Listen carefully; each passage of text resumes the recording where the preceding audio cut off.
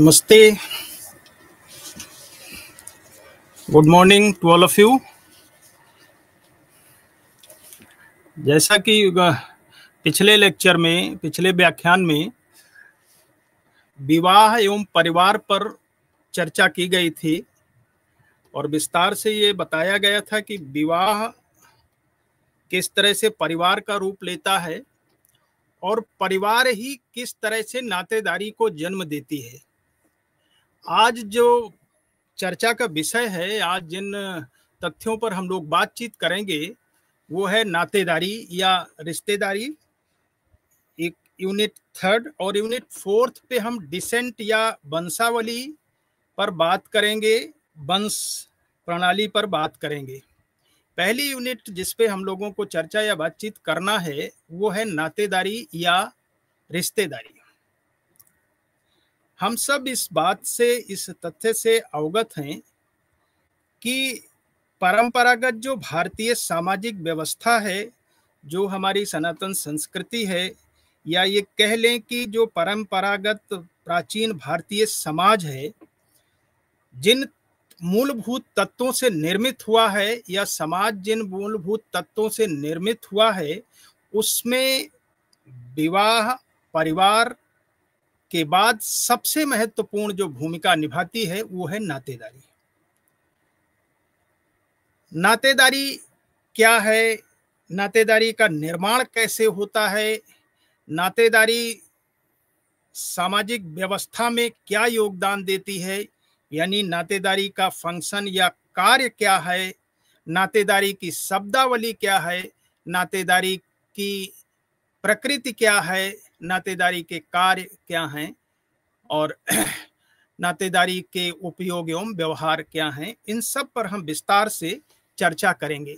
पहली जो बातचीत हम लोगों की होनी है वो है नातेदारी की मूल अवधारणा क्या है, यानी नातेदारी या बिरादरी या रिश्तेदारी कह लें वो क्या है। अगर हम व्यवहारिक धरातल पर सोचें तो नातेदारी का निर्माण केवल दो ही विधा से हो सकता है।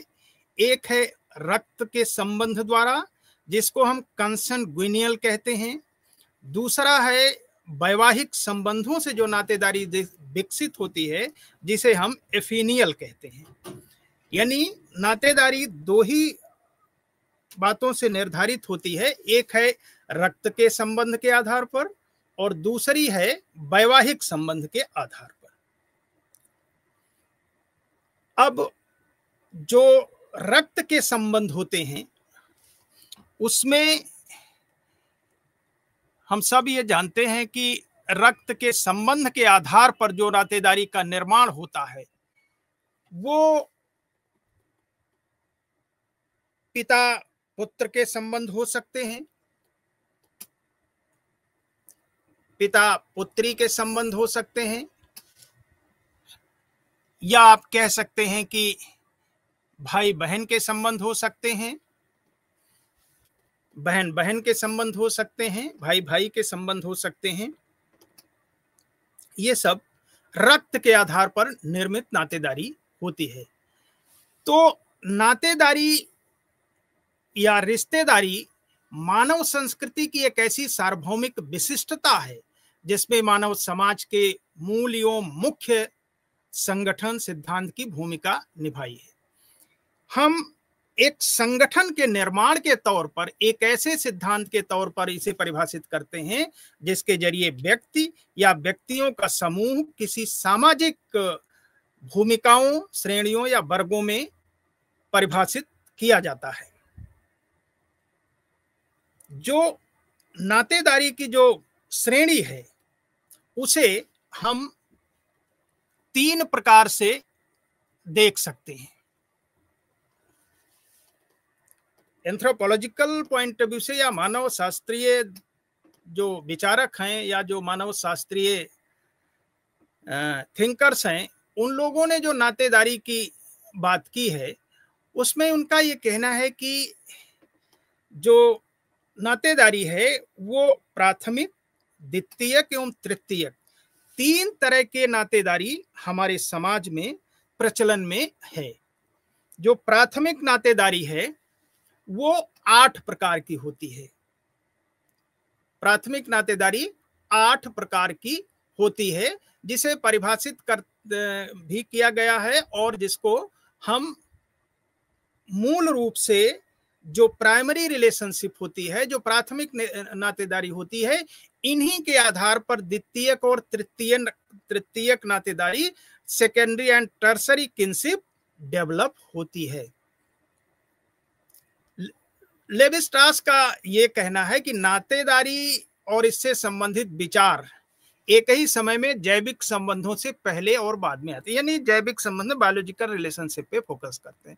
उसी तरह से आपके यहाँ एल.एच. मॉर्गन का जो ये कहना है कि नातेदारी विवाह और इससे जुड़ी परिवार की तैयारियों से सामने आने वाले रिश्तों का स्वरूप है, यानी परिवार और विवाह, इनके जो रिश्ते बनते हैं, इन्हीं से नातेदारी विकसित होती है। क्योंकि अगर समाज में विवाह नहीं होगा, परिवार नहीं होगा, तो नातेदारी का सवाल नहीं उठेगा। ये एक सार्वभौमिक सत्य है। यद्यपि इन पे भी कुछ सवाल उठे हैं, आगे चल करके हम डिस्कस करेंगे। कुछ अमेरिकन सोसाइटी में इस तरह की भी बातें हुई हैं कि नातेदारी के लिए विवाह और परिवार की आवश्यकता नहीं होती। कई बार ऐसे किनशिप डेवलप होते हैं, ऐसे नातेदारी विकसित हो जाती हैं जो ना तो विवाह के स्वरूप विकसित हुई हैं और ना ही परिवार के बाद विकसित हुई हैं, यानी उनका विकास विवाह और परिवार के इतर हुआ है, तो उनको भी नातेदारी की श्रेणी में रखा गया। लेकिन भारतीय जो सामाजिक व्यवस्था में बात होती है नातेदारी की, जिसपे हम सब लोग चर्चा करते हैं नातेदारी की, वो नातेदारी जो रक्त के आधार पर विकसित होती है, कंसंगुइनियन, और जो विवाह के आधार पर विकसित होती है, एफिनियल रिलेशनशिप के आधार पर, ये दोनों ही नातेदारी की वाहक हैं, यानी ये नातेदारी को लाने की जिम्मेदारी इन्हीं की है। हम पहले इस बात पे चर्चा कर दें कि ये जो नातेदारी की श्रेणियां हैं हमारे यहाँ, 3 प्रकार की नातेदारी हमने आपसे जो चर्चा किया है वो है, पहली नातेदारी है प्राइमरी किनशिप। अब ये जो 8 प्रकार के नातेदारी हैं वो कैसे हैं, हम सब लोग इसको काउंट करेंगे। पहली है पति और पत्नी, यानी पति और पत्नी के मध्य जो नातेदारी विकसित हो रही है एफिनियल है, ये वैवाहिक संबंध क्या है। तो पहली हो गई पति पत्नी, दूसरा हो गया पिता पुत्र, तीसरा हो गया भाई भाई, चौथा हो गया बहन बहन, पांचवा हो गया बाप पिता बेटी, छठा हो गया बेटा और बाप यानी पिता और पुत्र, और सातवां हो गया पुत्र और भाई, और आठवां हो गया माँ और फादर और डॉटर। यानी ये जो प्राथमिक रिश्तेदारी हैं ये 8 प्रकार की हैं, और जो द्वितीयक रिश्तेदारी है वो 33 टाइप्स की होती है। अब आपको जो समझने की बात है वो ये है कि जो द्वितीयक नातेदारी है उसको हम कैसे फाइंड आउट करते हैं, यानी उसको हम कैसे निकालते हैं। तो द्वितीयक नातेदारी पर पहुंचने के लिए हमको सबसे पहले प्राइमरी पे जाना पड़ता है, यानी ईगो जो है, ईगो हम सब लोग समझते हैं कि ईगो वो ऐसा सेंटर है जो केंद्र में रह करके नाते रिश्तेदारी को डेवलप करेगा।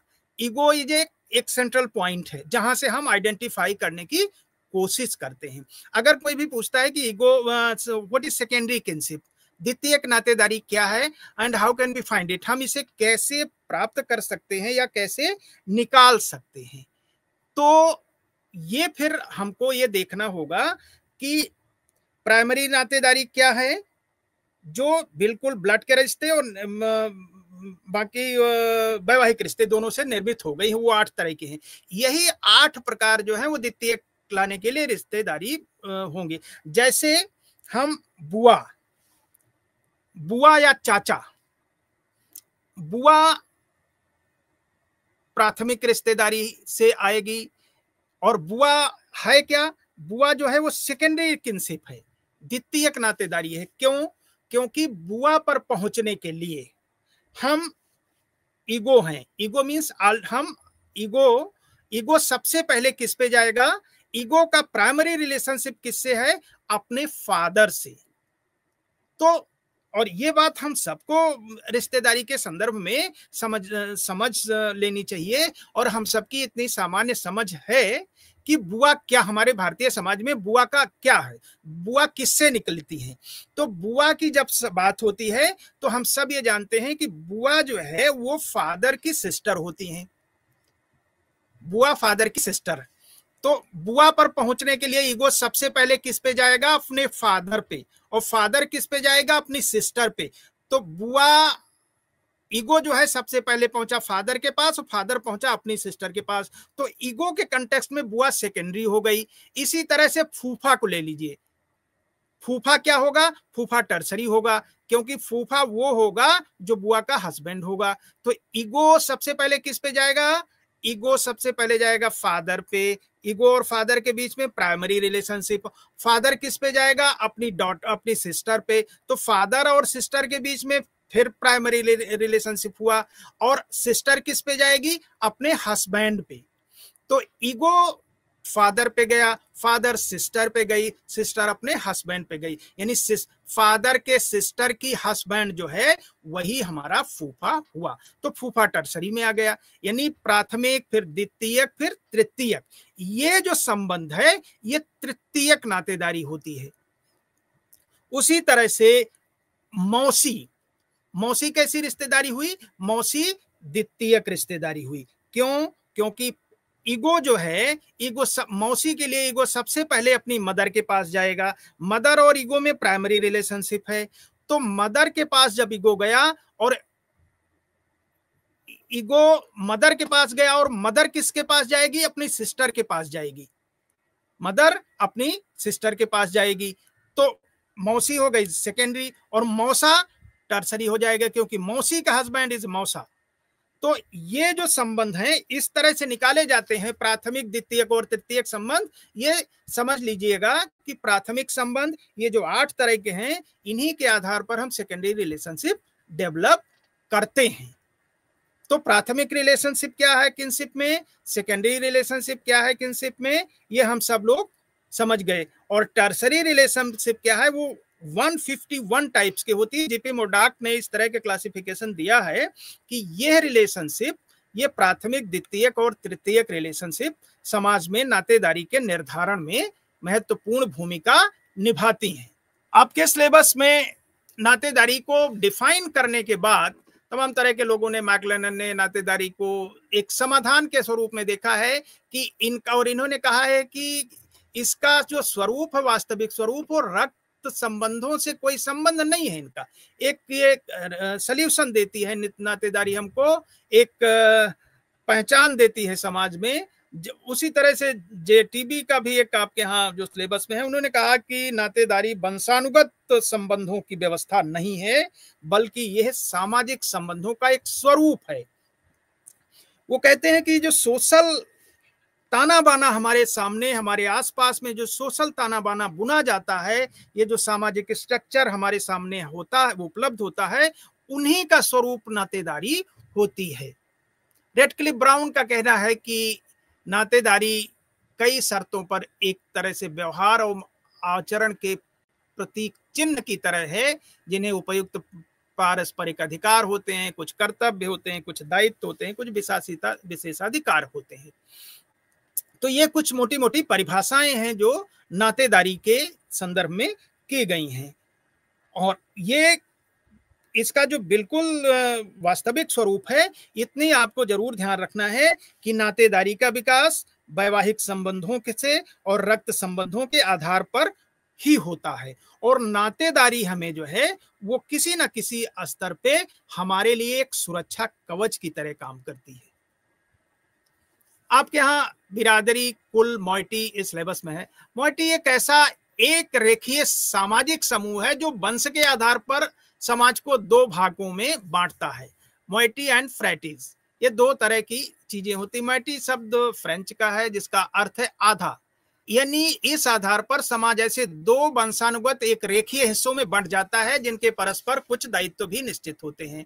आगे इसी को हम बिरादरी या फ्रैटीज कहते हैं इसमें कुल या क्लान के तौर पर अलग अलग बातें होती हैं। जीपी मोरडॉक का के अनुसार कुल का जो अर्थ है वो सामाजिक समूह से है जो कई घरों से मिलकर बना होता है। यानी हम सबको ये बात पता है कुल क्या है।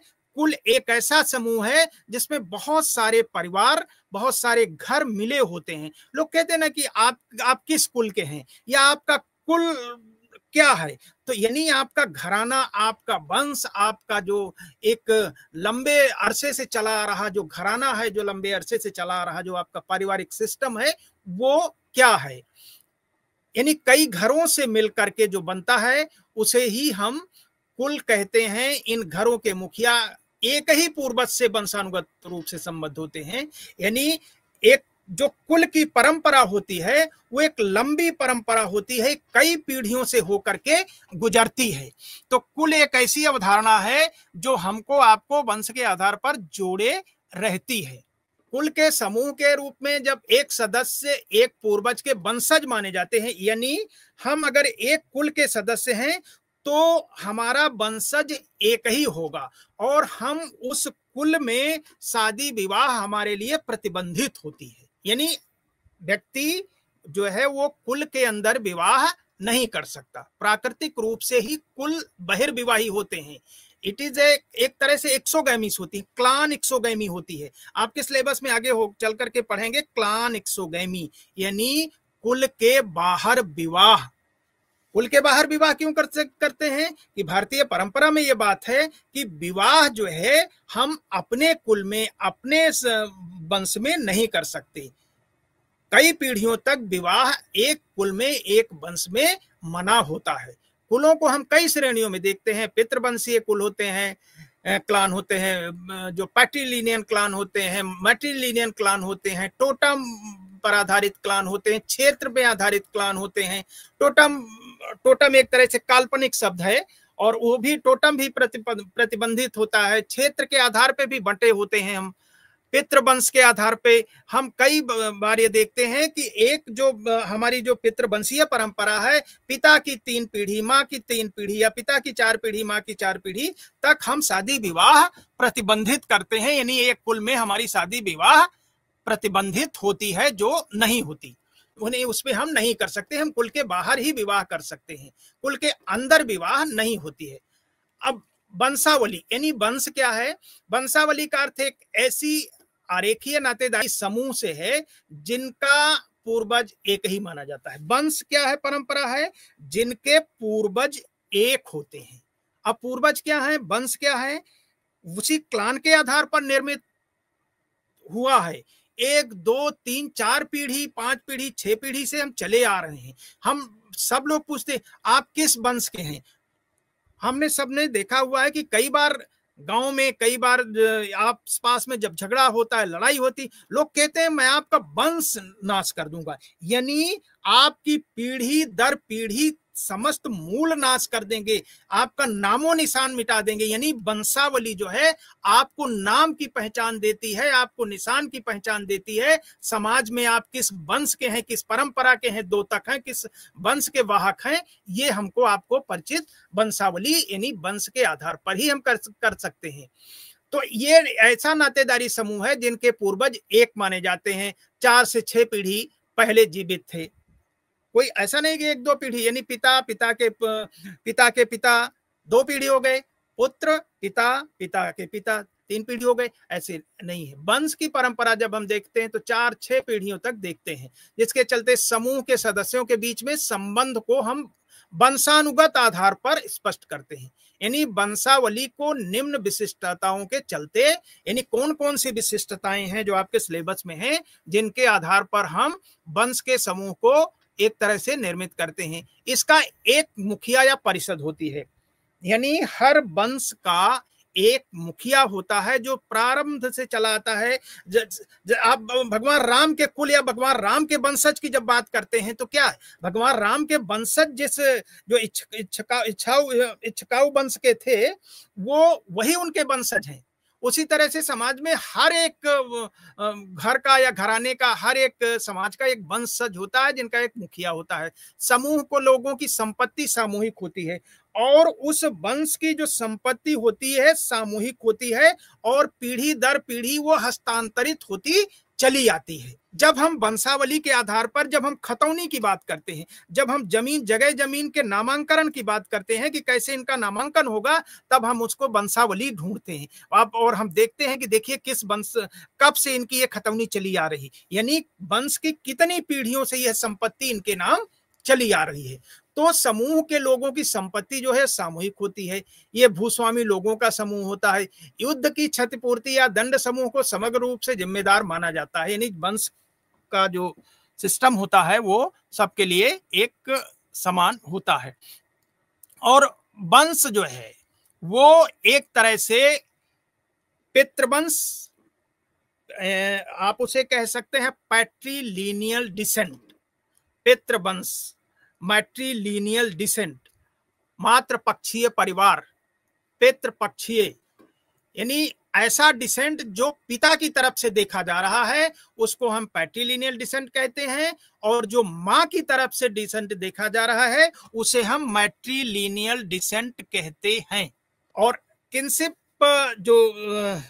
की जो कुछ चीजें हैं उसको समझाने के लिए आप अपने सिलेबस को खोलेंगे तो उसमें ये देखेंगे, क्योंकि यहाँ पे ऐसी विधा नहीं है कि हम आपको ये बात बता दें, कि उसके कुछ सिंबल होते हैं, कुछ संकेत होते हैं। जैसे ये जो अंडाकार बना हुआ है ये फीमेल को इंडिकेट करता है, और जो ये रेक्टेंगल बना हुआ है, त्रिभुज की तरह बना हुआ है, ये मेल को डिनोट करता है। यानी जो अंडाकार बना हुआ है, जो सर्किल बना हुआ है, that is a male, and जो रेक्टेंगुलर है, त्रिभुज की तरह बना हुआ है आपकी पुस्तक में, उसे हम फीमेल कहते हैं, सॉरी मेल कहते हैं। और फीमेल और मेल के बीच में जो शादी होगी उसमें इज इक्वल टू का डंडा लगाते हैं, या फिर आप एक आयताकार का डंडा लगाते हैं तो वो शादी को डिनोट करता है। जब उन्हीं डंडों के बीच में क्रॉस लगा देंगे, काट देंगे उसको, तो डाइवोर्स हो जाता है, यानी तलाक हो जाता है। विवाह को जब हम काट देंगे, सिंपल लाइन खींचेंगे, उसे हम डिसेंट यानी वंश कहेंगे। सिंपल लाइन क्या होगी? वंश होगी, डिसेंट होगी।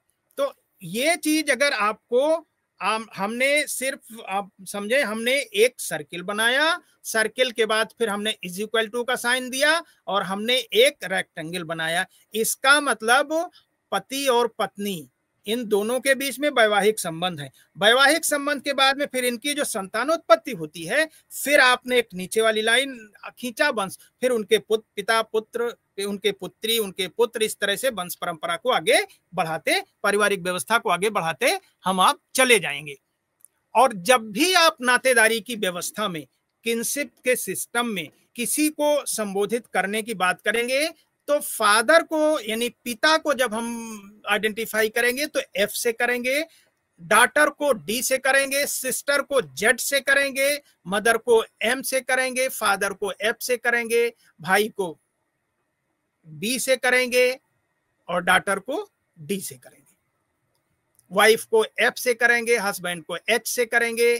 ये कुछ सिंपल सी उसके फार्मूले हैं, और वो इसलिए फार्मूले हैं कि जैसे अगर आपको ईगो जो है अपने फादर पे जाना चाहता है तो ईगो को हम ई से सेल्टर करेंगे, ई एफ। अगर आपको चाचा पर देखना है, चाचा लिखना है तो कैसे लिखेंगे? ई एफ, और एफ किस पे जाएगा? अपने ब्रदर पे, ई एफ बी, यानी ईगो फादर के ब्रदर पे गया, तब वो चाचा होगा। और अगर बुआ पे जाना है तो कैसे करेंगे? ई एफ जेड, यानी फादर किस पे गया? अपनी सिस्टर पे गया, जेड पे गया। जेड इज किसको डिनोट कर रही है? सिस्टर को कर रही। तो जब भी आप किनशिप के संदर्भ में लिखेंगे, बुआ लिखेंगे, तो क्या लिखेंगे? ई एफ जेड, यानी ई फॉर ईगो, और ईगो और एफ के बीच में प्राइमरी रिलेशनशिप है, क्योंकि ईगो और एफ प्राइमरी है, और एफ और जेड प्राइमरी है तो ई एफ जेड आप बुआ के पास पहुंच जाएंगे। और अगर आपको फूफा पे पहुंचना है तो कैसे लिखेंगे, ई एफ जेड एच, यानी एच पे आप पहुंच गए। अब E F Z H, ego पहले किस पे पहुंचा, फादर पे, फिर फादर किस पे पहुंचा, सिस्टर पे, फिर सिस्टर किस पे पहुंची, अपने हस्बैंड पे। इट मींस ईगो और फादर के बीच में प्राइमरी रिलेशनशिप, और फादर और सिस्टर के बीच में प्राइमरी रिलेशनशिप, और सिस्टर तथा हस्बैंड के बीच में primary relationship. It means there is a tertiary relationship between ego and फूफा, बिटवीन ईगो एंड फूफा, यानी ईगो और फूफा के बीच में कैसा रिलेशनशिप है, टर्सरी यानी तृतीयक संबंध है। और ये भी ध्यान देंगे कि सीधे हम नहीं पहुंच रहे हैं, ईगो कभी भी फूफा के पास सीधे नहीं पहुंचेगा। ईगो को फूफा पे जाना है तो सबसे पहले वो फादर पे आएगा, क्योंकि फूफा जो है वो फादर से संदर्भित है। फूफा, हाँ, लेकिन ये बात तो हमें आपको समझना पड़ेगा कि फूफा है क्या। अगर आपको यही नहीं पता है कि फूफा जो है वो बुआ के हस्बैंड होते हैं, यानी बुआ क्या है, फादर की सिस्टर होती हैं, तो ये जो बेसिक कॉन्सेप्ट है, ये हमें आपको समझ पे होना ही चाहिए, तभी हम किसी भी तरह के किनशिप को ड्रा कर सकते हैं। तो इन्हीं प्राइमरी किनशिप के आधार पर हम आप जो है टर्सरी किनशिप पे चले जाते हैं, सेकेंडरी पे चले जाते हैं और उसको आइडेंटिफाई कर लेते हैं। नातेदारी के संबंधों के प्रकार में जो बताया है उन्होंने, तो मैंने आपसे दो तरह की बात की कि नातेदारी दो ही तरह के संबंधों से ड्रा होती है। पहली है समरक्त संबंध, जिसको हम रक्त के आधार पर डिफाइन करते हैं, और दूसरा है वैवाहिक, जिसको हम एफिनियल करते हैं, एफिनियल रिलेशनशिप कहते हैं, यानी जो पति पत्नी के मध्य में जो विवाह के आधार पर जो संबंध बनते हैं नातेदारी के, उनको एफिनियल कहते हैं। और कंसंगुइनिटी यानी रक्त के आधार पर जो नातेदार संबंध होते हैं, माता पिता और उनकी संतानें, इसलिए इन संबंधों को नातेदारी का एक सार्वभौमिक रूप माना जाता है। बिल्कुल ठीक बात है, क्योंकि universally accepted kinship system is only that, केवल यही एक जो एक्सेप्टेड किनशिप सिस्टम भारत में है, जो इन्हीं दोनों आधारों पे निर्मित होता है। जैसे अब हम अगर मामा की बात करें तो मामा हमारे कैसे आएंगे, मामा तो हमारे तभी आएंगे जब हमारे पिताजी जब हमारे पिता की शादी होगी, यानी हमारी माँ के जो मायका होगा वही हमारा मामा होगा, माँ के मायके के लोग ही हमारे मामा होंगे। और माँ जब पिता से शादी करके आई तब उसके मायके का संबंध तभी बना। अगर मामा पे हम पहुंचना चाहते हैं तो हमको अपने माँ पे जाना पड़ेगा, वो माँ फिर अपने यहाँ जाएगी, माँ अपने माँ की तरफ बढ़ेगी, तभी तो मामा का रिश्ता हमारे आपके पास में होगा। और यही मूल नातेदारी संबंध है। कुछ संबंध हमें जन्म से ही मिल जाते हैं, माता पिता एवं उनकी संतानों और सहोदर भाई बहन, ये बताते हैं कि जन्म के समय से ही कुछ रिश्ते स्थापित हो जाते हैं। और जो रिश्ते जन्म के समय से स्थापित हो जाते हैं इनको हम यूनिवर्सल सार्वभौमिक रूप से मानते हैं। और यही प्राथमिक संबंध होते हैं जो माता पिता बेटा भाई, जो 8 तरह के अभी हमने चर्चा किया, जो 8 तरह के हैं, भाई भाई बहन बहन भाई बहन चाचा भाई बहन चाचा ताऊ और चचेरे भाई बहन, ये सारे संबंध जो हैं वो वास्तविक संबंध हैं और प्राथमिक संबंध हैं। इस संबंध से ये बात बिल्कुल तय है कि रक्त संबंध वास्तविक और संकल्पना आधारित दोनों हो सकते हैं। और दूसरा है वैवाहिक संबंध, अलायंस, जिससे जो बनते हैं संबंध वो ससुराल के संबंध बनते हैं, पितृबंधु और मातृबंधु। तो ये बात आपको समझ में आ गई कि कंसंगुइनियन एंड एफिनियल, रक्त के आधार पर नातेदारी और विवाह के आधार पर नातेदारी आपको समझ में आ गई।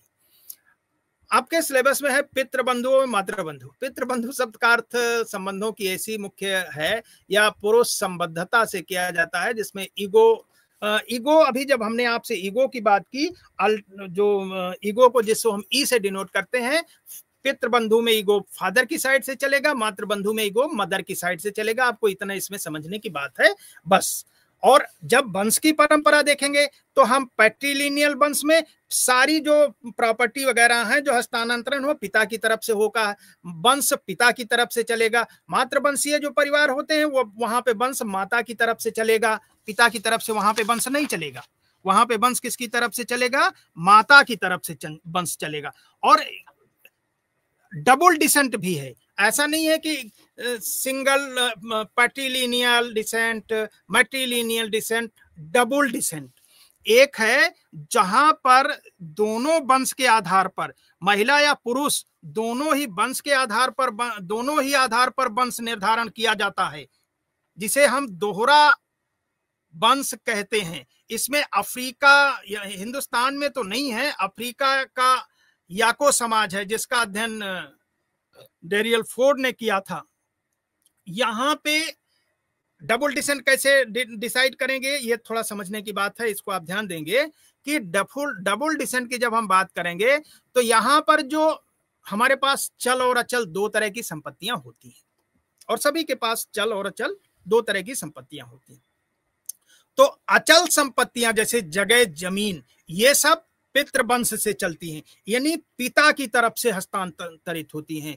और पशु, जानवर, ये सारी चीजें जो हैं मां की तरफ से, मातृवंश के नियंत्रण में रहती हैं, इसलिए इनका जो हस्तांतरण होता है वो मदर साइड से होगा।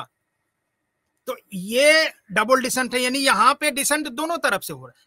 अभी आप पिता की तरफ से डिसेंट देखे, फिर मां की तरफ से डिसेंट देखे, अब आपको ये डिसेंट किसकी तरफ से देखना है? दोनों तरफ से देखना है, डबल डिसेंट है ये। और ये कहां पे इस तरह के डिसेंट की व्यवस्था होती है? वो अफ्रीका में याको समाज है, वहां पे इस तरह के डिसेंट पाए जाते हैं। अब हम नातेदारी संबंधों के कुछ जो प्रकार हैं उन पे हम लोग चर्चा कर चुके हैं, जिसमें हमने आपसे बता दिया था कि जो प्राथमिक नातेदारी है वो 8 तरह की है, द्वितीयक नातेदारी 33 टाइप्स की है, और टर्सरी या तृतीयक नातेदारी जो है वो 151 यानी 151 टाइप्स की होती हैं, प्राइमरी, सेकेंडरी एंड टर्सरी। और नातेदारी कैसे निर्मित होती है ये भी आपके संज्ञान में आ गया है।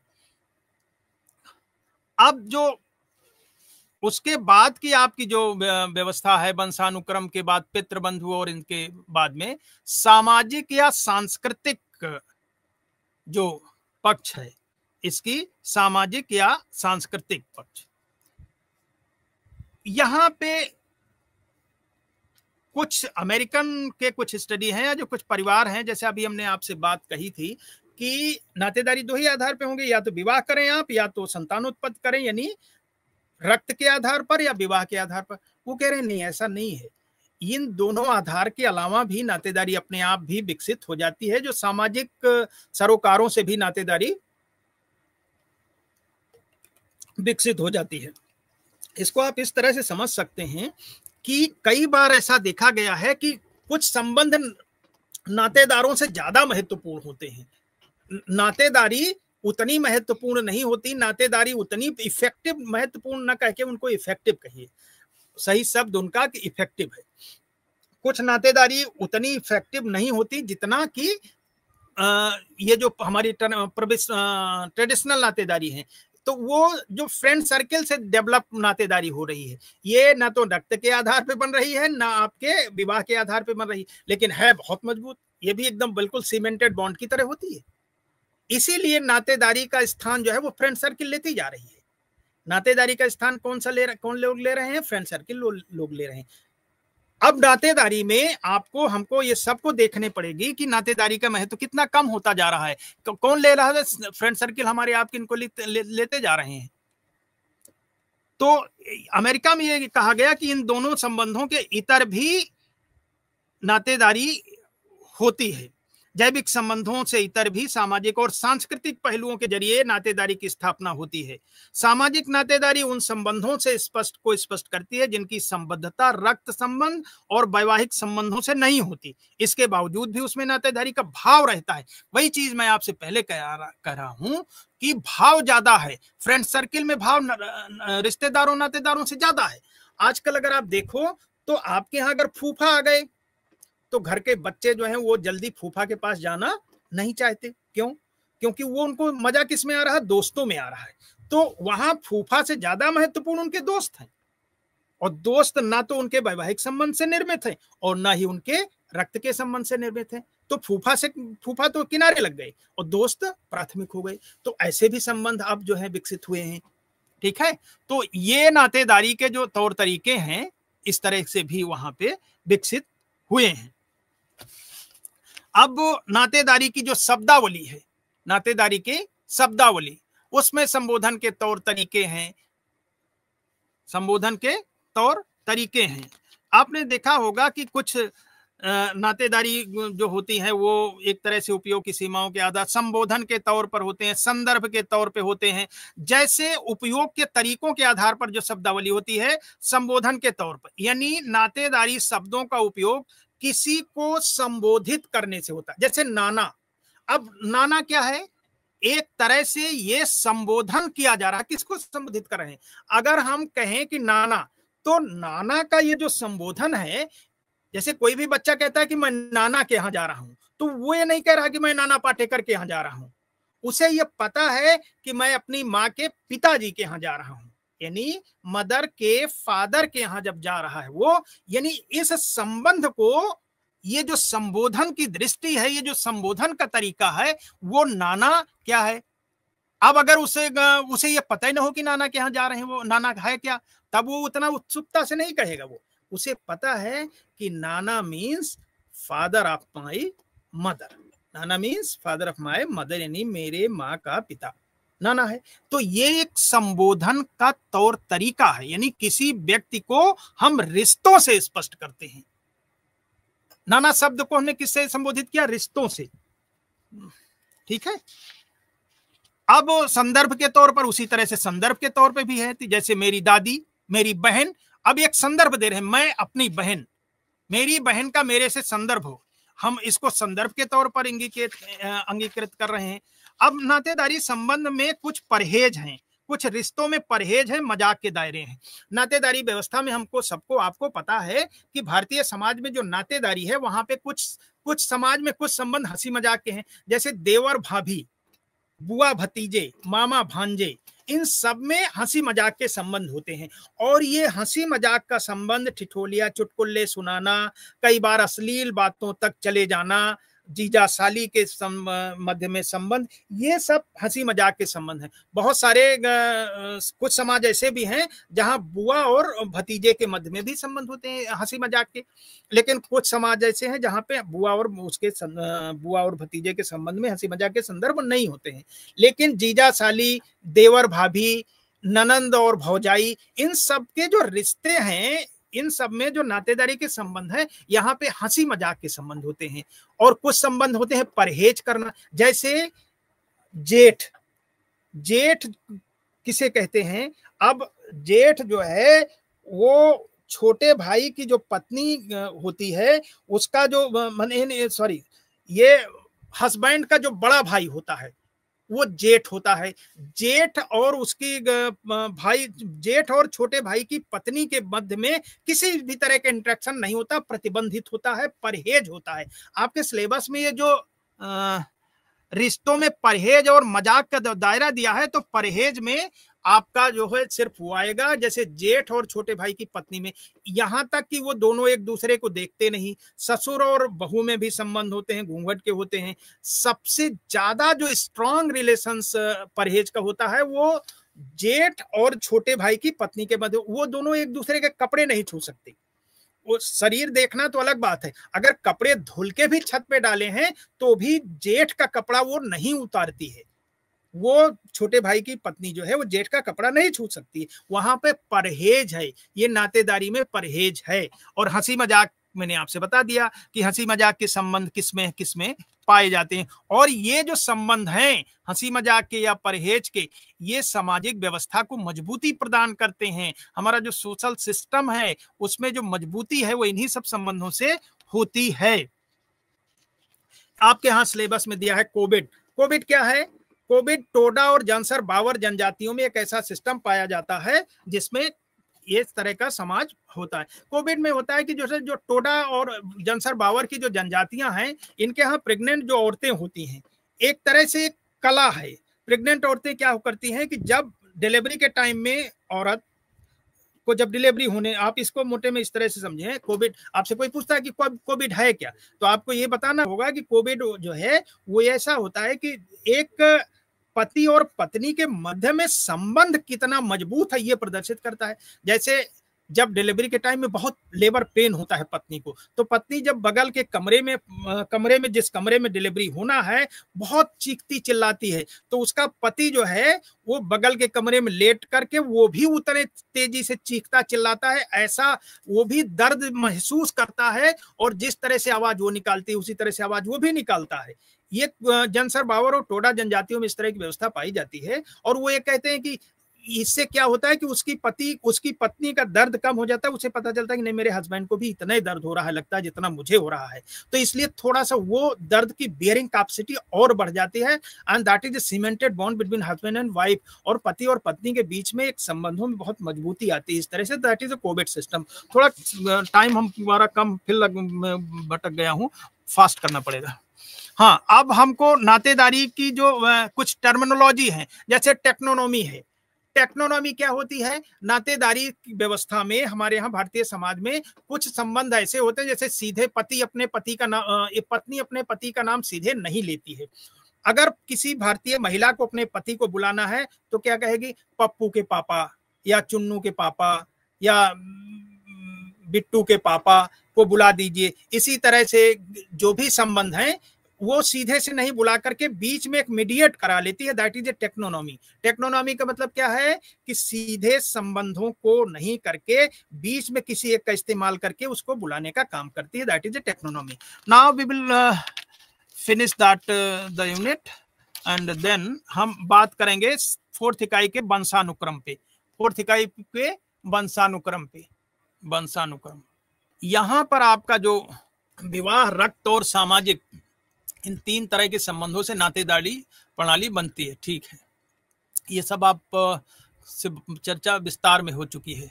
इस वाली यूनिट पे बहुत सारी चीजें हमने विवाह के टाइम पे आपसे चर्चा किया था, जो मैं विवाह विनिमय का एक रूप है, गठबंधन, छोटे, खास करके जो ट्राइबल सोसाइटी है, विवाह विनिमय।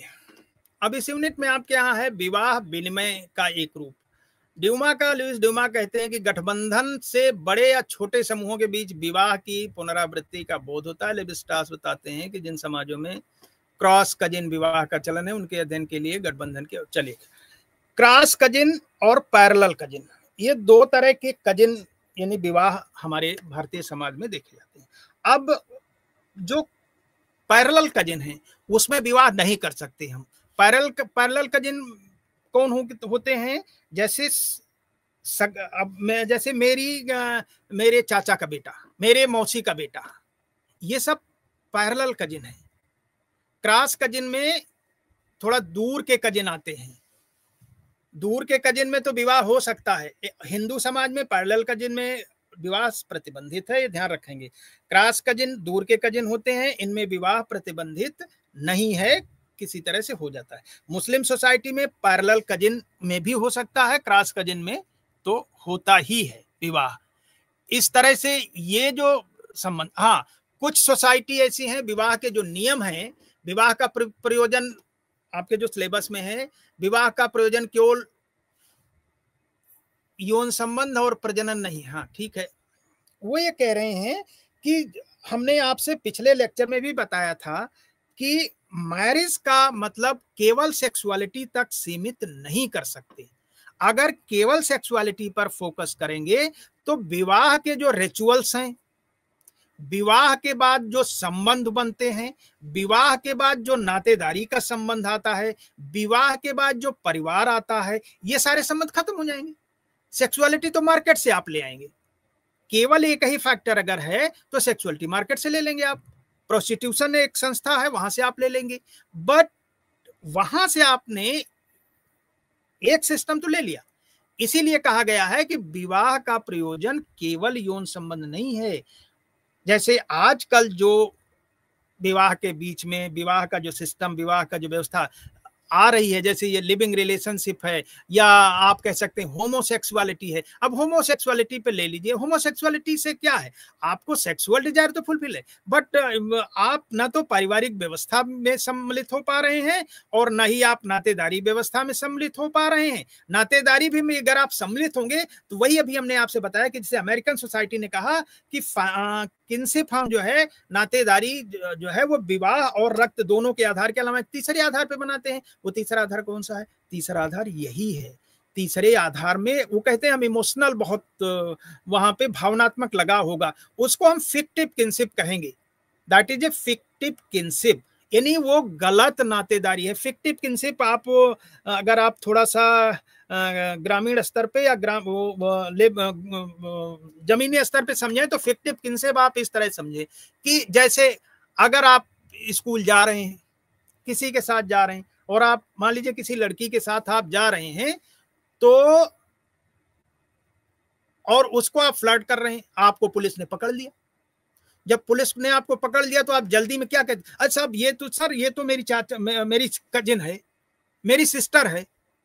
तो आपने क्या कहा? उसको सिस्टर कहा या वो आपकी कजिन है? तो वो जो नातेदारी आपने वहां जोड़ा, किसके डर से जोड़ा? उसी पुलिस वाले के डंडे के डर से आपने नातेदारी निकाली। वो फिक्टिव किनशिप है। रियल सेंस में ना तो आपकी कजिन है, रियल सेंस में ना तो आपकी बहन है, वो कुछ नहीं है, लेकिन आपने तत्काल में तुरंत नातेदारी बना जोड़ करके आपने बता दिया, उसे फिक्टिव किनशिप कहते हैं। फिक्टिव, FICTIV, फिक्टिव किनशिप। तो फिक्टिव किनशिप तो बन सकती है। जो इस तरह के जो विवाह के जो नियम है, केवल मोटे में इतना आप समझें कि सेक्सुअलिटी इज केवल एक फैक्टर है। विवाह में जैसे सैकड़ों फैक्टर हैं, उसी तरह से सेक्सुअलिटी केवल एक फैक्टर है, एब्सोल्यूट फैक्टर नहीं है। तो वो उनको कहते हैं ऐसा गठबंधन है कायम करने के लिए कुछ नियम और निर्देश होते हैं, जिसमें विवाह किससे किया जा सकता है, किससे नहीं किया जा सकता। इस पे बहुत चर्चा हमने पिछले उसमें लेक्चर में किया है कि निकट के लोग जो होते हैं उनसे हम नहीं कर सकते, अपने आपस में सगे भाई बहन में विवाह। हाँ, कुछ ट्राइब, ये ध्यान रखेंगे, कुछ ट्राइबल सोसाइटी हैं जहां पर विवाह निकट के संबंधों में हो सकता है, और कुछ सोसाइटी ऐसी भी हैं जहां पे विवाह में सेक्सुअलिटी बिल्कुल नहीं इन्वॉल्व होगी, जहां पे विवाह में सेक्सुअलिटी बिल्कुल इन्वॉल्व नहीं होगी, यानी वो यौन संबंध बिल्कुल नहीं बनेगी। क्यों? वहां पे जैसे कई समाज ऐसे हैं जहां पे पिता की विधवा से भी लड़का शादी कर लेता है, पिता की विधवा से शादी लड़का कर लेता है। तो वहां पे जो शादी तो किया उसने, वो शादी क्यों किया? बिकॉज ऑफ प्रॉपर्टी को सेव करने के लिए, संपत्ति को सेव करने के लिए किया है। वहां पे सेक्स रिलेशन इन्वॉल्व नहीं है, वहां पे क्या इन्वॉल्व है? प्रॉपर्टी। तो विवाह में सेक्स रिलेशन का होना जरूरी, यानी यौन संबंध का होना जरूरी नहीं है, ये बात निश्चित कर लीजिए आप। और कुछ कौन किससे विवाह करेगा, कौन किससे विवाह नहीं करेगा, ये भी हमारे समाज में बिल्कुल विधिक रूप से तय है कि किससे विवाह कर सकते हैं, कितनी दूर पे कर सकते हैं, कितनी पीढ़ी के बाद कर सकते हैं। 7 पीढ़ी माँ की तरफ से, 9 पीढ़ी 7 पीढ़ी पिता की तरफ से, 9 पीढ़ी माँ की तरफ से। इस तरह से विवाह के कुछ नियम है। निषिद्ध निकटाभिगमन, कुछ निश्चित सामाजिक श्रेणियों के बीच में सहवास को निषिद्ध माना गया है। टैबू है, जैसे टैबू का टैबू आपको याद रखना चाहिए। टैबू का मतलब होता है restricted relations. Taboo means restricted relation, यानी ऐसा संबंध जो मना किया जाता है, टैबू है। जैसे sex relation between brother and sister is taboo. Sex relation between brother and sister is taboo, यानी भाई और बहन के बीच में यौन संबंध पूरी तरह से निषिद्ध है, निषेध है, वो नहीं किया जा सकता, संवैधानिक भी नहीं है और सामाजिक मान्यताओं के अनुरूप भी नहीं है। तो यह टैबू है, यह निषिद्ध निकटाभिगमन, जो आपका ये शब्द दिया है, शब्दावली बड़ी जटिल शब्दावली, निषिद्ध निकटाभिगमन, ये जो क्या है, ये टैबू है, निषिद्ध है, निकट के लोगों से संबंध निषिद्ध है, माने निर्बंधित है, माने उसमें नहीं किया सकता। पश्चिम में इसके अंतर्गत केवल माता पिता और बच्चे भाई बहन आते हैं। इसके विपरीत, हाँ, न्यूरो की, इसके विपरीत न्यूर की अवधारणा रूरल एडवांस रिचार्ड रिचर्ड के अनुसार कबीला, माता पिता, पिछली 6 पीढ़ियों के परिजन, सब ठीक है, कोई खास चीजें इसमें आपके साथ नहीं है। इसमें जो आपके यहाँ है बहिर्विवाह का नियम। बहिर्विवाह का नियम मतलब किसी समूह के दायरे में विवाह पर प्रतिबंध, और इस तरह के समूह के बाहर विवाह संबंध कायम करने को निर्देशित किया जाता है। यानी विवाह के लिए एक्सोगैमी कहाँ पे लगेगी? एक्सोगैमी मतलब होता है, बहिर्विवाह का नियम क्या होता है? Exogamy means marriage out of caste, marriage out of religion, marriage out of class. यानी विवाह में कास्ट का, क्लास, जेंडर तो रहेगा ही, हालांकि अब जेंडर भी हो गया है, ये ध्यान रखेंगे।